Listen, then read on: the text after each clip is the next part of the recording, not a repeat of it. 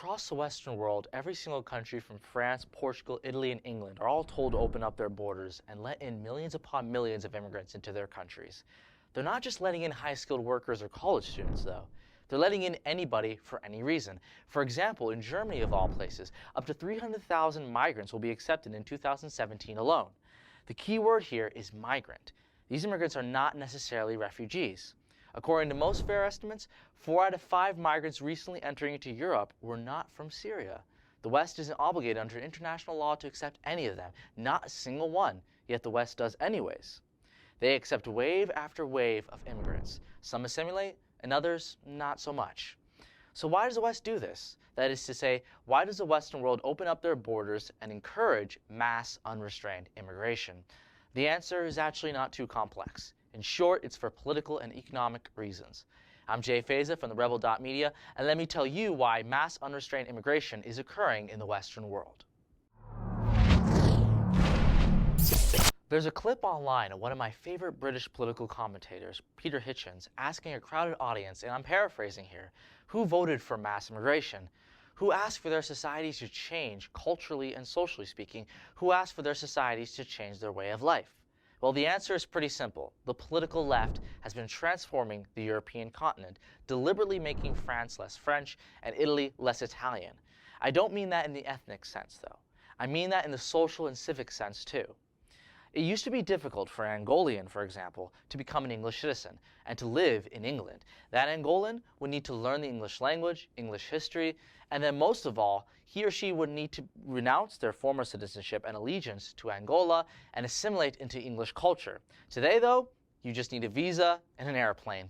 The reason why it was so difficult for an Angolan person to become an English citizen and to live in England was because back then, the English people cared about their cultures and tradition.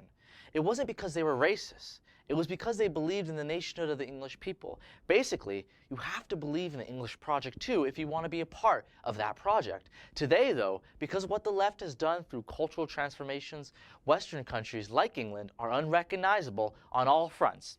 It's unrecognizable in the ethnic sense. It's also unrecognizable in the social and civic sense. There are millions of people who can't speak English in England, Portuguese in Portugal, and German in Germany.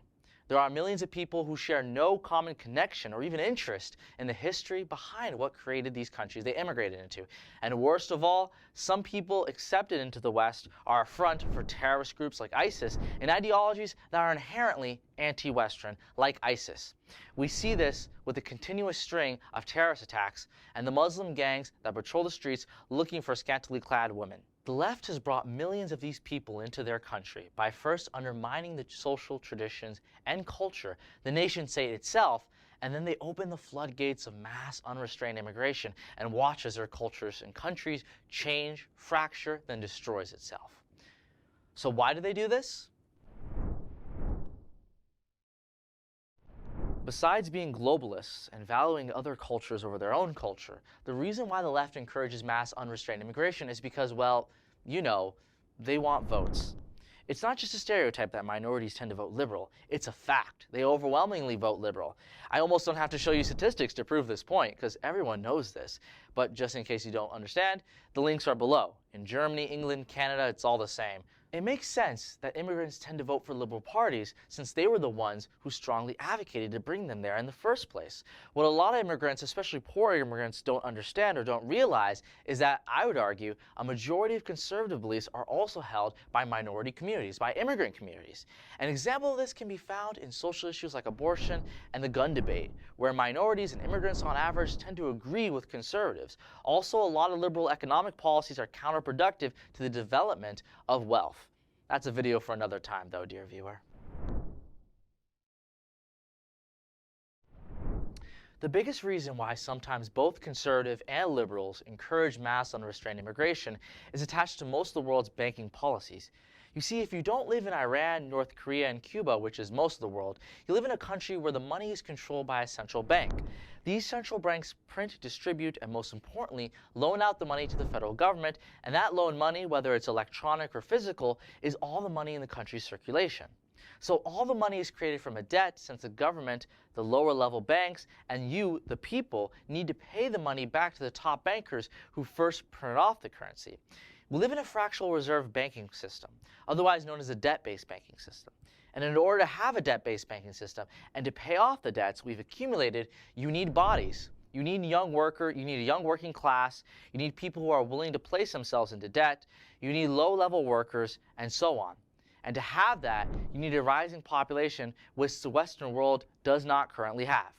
There's this website in the video's description below that gives a great digital representation of the world's populations. And clearly, as you can see for yourself, the Western world's population is vastly decreasing. By 2050, whereas Asia is around 5 billion and Africa around well over 2 billion, in fact, Europe is a little over 500 million. In fact, Europe decreases in population overall, and Canada and the USA barely rises, while the rest of the world outpopulates them. The reason why the Western world, especially liberals, are allowing millions upon millions of immigrants into their countries is not because they like the third world and what it has to offer, but purely because they need more people to carry the weight of our debt-based banking system that our debt-based banking system demands.